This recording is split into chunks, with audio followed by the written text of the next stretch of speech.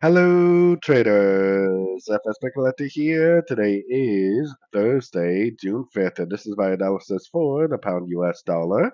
If you haven't done so already, definitely do check out my free Discord channel. It's a link down here in the corner at the end of the video. And make sure to take a look at my website, fxpipcollector.com. Check out the video on my home screen to learn more.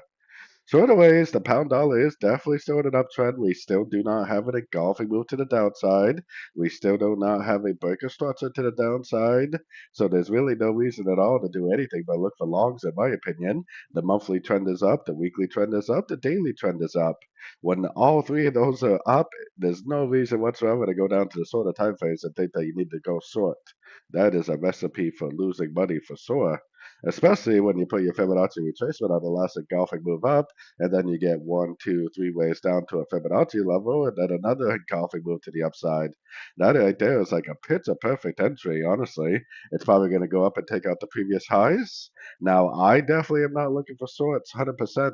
I would like it to go down again, because if it goes down again, that should give me another opportunity to go long at the end of every pullback I see, at least until the daily time frame gives me a reason not to.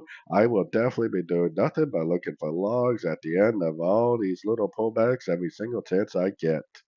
So anyways, don't forget to like and subscribe, and as always, thank you for watching and happy trading.